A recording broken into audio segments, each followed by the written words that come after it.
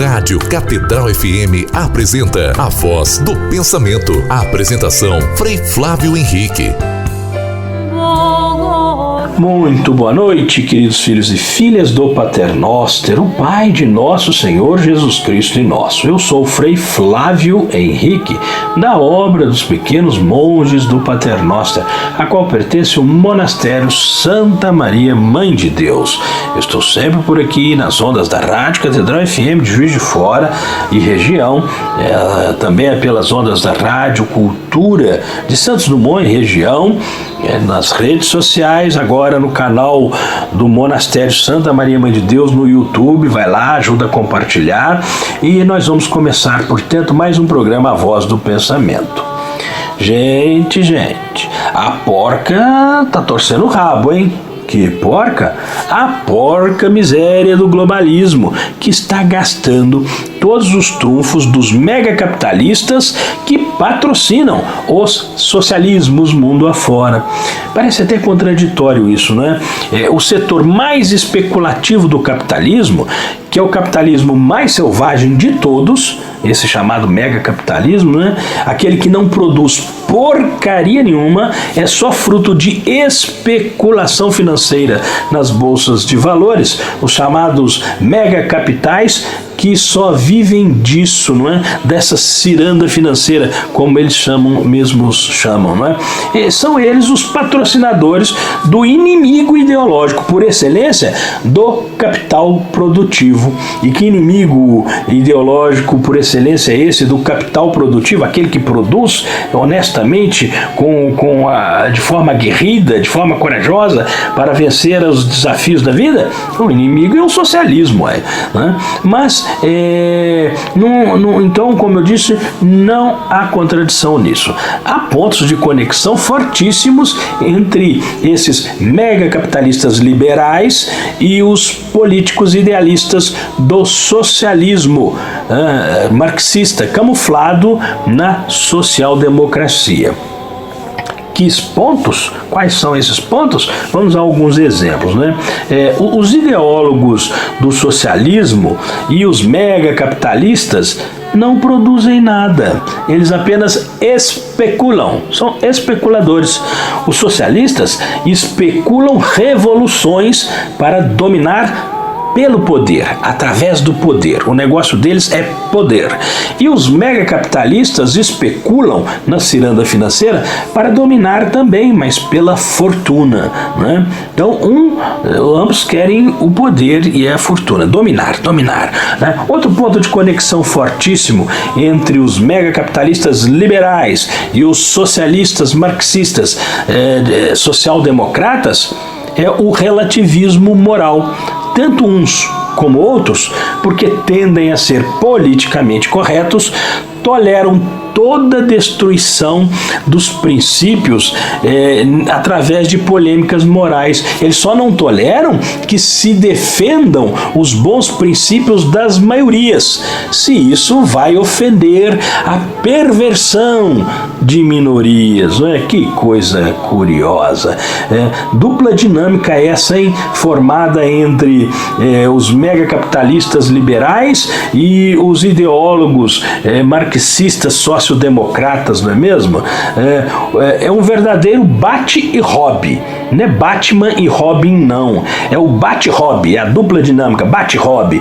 Um bate com a especulação financeira abusiva naquele que produz com muito esforço e muita luta, e o outro rouba com a especulação ideológica abusiva, roubando aqueles que produzem com honestidade e também aqueles que trabalham com honestidade, não é? É por tudo isso que se desenrola esses acordões de centro, não é? Entre o mau caratismo da pseudo-direita dos liberais e o mau caratismo da pseudo-esquerda dos sociodemocratas, fazendo esse jogo de bom mocismo de centro, não é? Mas a essência dessa politicagem é sórdida, porque na sua essência ela é maquiavélica, uma vez que crê que os fins podem sempre justificar seus meios, né? Então, logo, se o que existe no mundo moderno são políticas assim baseadas em lados ideológicos, né, capitalistas, socialistas, então, para um mundo global, o jeito é tentar fazer, pensam eles, né, uma síntese hegeliana entre uma coisa e outra. Por isso que os megacapitalistas liberais se juntam aos socialistas da social-democracia. Mas, Frei, qual a relação que tudo isso tem com o que foi dito nos programas de ontem, diante de ontem, sobre engenharia social, controle social, guerra da desinformação, etc. Ora, meus caros, tudo a relação é total. O megacapitalismo patrocina tudo isso e o maquiavelismo político socialista aplica tudo isso, aplica essas perversões todas, né? É uma dupla perversão, é simples assim. E qual a relação, então, de tudo isso com a fé? Para que eu me detenha tanto sobre esses temas, tentando relacioná-los entre si, não é? Mas também é uma relação total, afinal, um cristianismo reduzido às mesmas perspectivas temporais desse modelo dialético que propõe como tese o protestantismo cultural, como antítese o marxismo cultural, e depois busca uma síntese hegeliana de ambas as coisas, essa coisa meio tipo terceira via do globalismo que aproxima megacapitalistas liberais aos socialistas da social-democracia, não é? Tudo isso incorporado pelo senso comum. No senso religioso, acaba fazendo padecer a fé, ou reduzindo a fé a um raquitismo estupendo, isso mesmo, um raquitismo da fé, estupendo por sinal, né? Esse modelo mental da cultura moderna que busca um globalismo em perspectiva de síntese hegeliana com o protestantismo, entre o protestantismo cultural e o marxismo cultural, é de fato, em linguagem bíblica, um tremendo mistério da iniquidade. Mistério da iniquidade. E é esse panorama de sucessão de eventos que forma um conjunto apocalíptico através do fio contínuo da história nos últimos 5 séculos, né? Agora preste atenção num detalhe importantíssimo que não pode escapar de modo algum dessa análise estendida da realidade histórica da modernidade. Então acompanhe com atenção o que eu vou passar a explicar resumidamente. Embora haja efetivamente uma sucessão de fatos que se completam numa complexa malha de eventos, num verdadeiro caldo cultural de contradições entre coisas que são, por essência, diametralmente opostas entre si, embora tentem, de alguma maneira, fazer uma síntese hegeliana, né, entre essas ideologias que são antagônicas, a verdade é que, mesmo que todas essas sucessões de eventos possam ser apresentadas como se fosse uma grande conspiração universal da maldade humana, orquestrada, etc., como querem acreditar aí os teóricos da conspiração, né, uma coisa tem que ser considerada: não é possível ao homem temporalmente planejar e executar sozinho essa sucessão de eventos,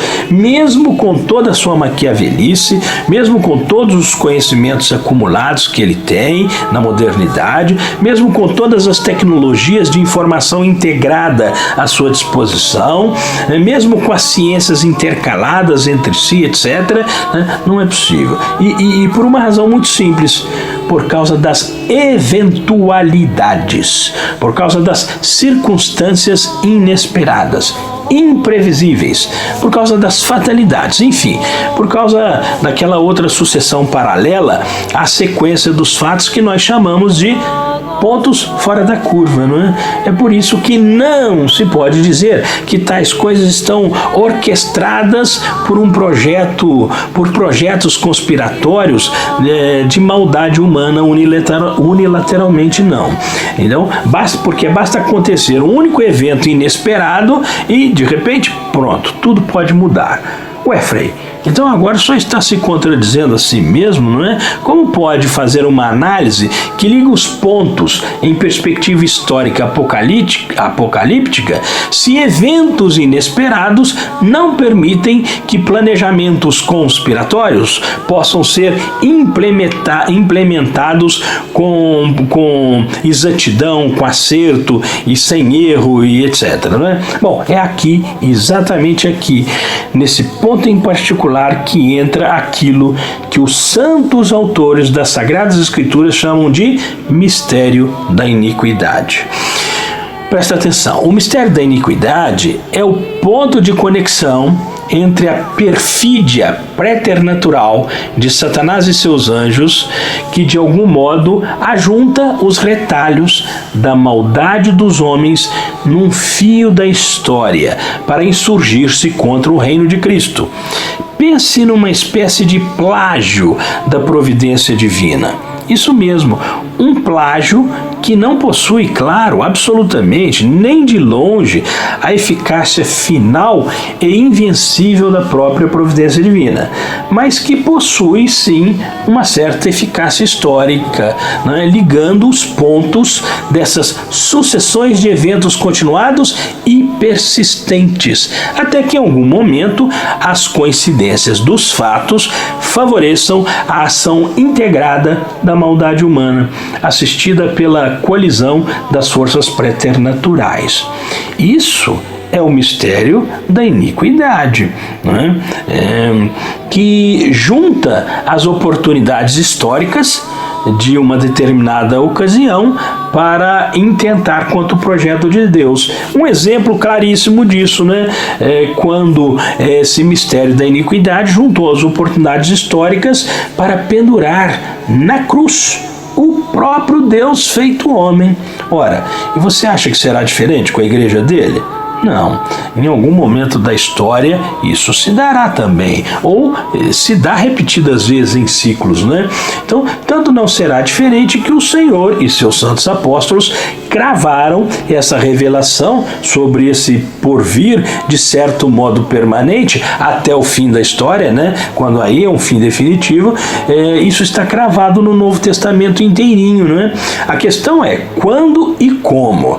Olha, eu não sei quando nem como, nem o Filho do Homem sabe. Eu só sei que não será quando e como os homens imaginam ser, porque isso resulta numa heresia chamada milenarismo, que é a redução tanto do mistério da iniquidade como do próprio mistério de Deus ao horizonte puramente histórico em perspectiva tão somente temporal. Só que não. A realidade não se reduz apenas ao tempo e ao espaço. E é aqui que está, como diz o adágio popular, o pulo do gato.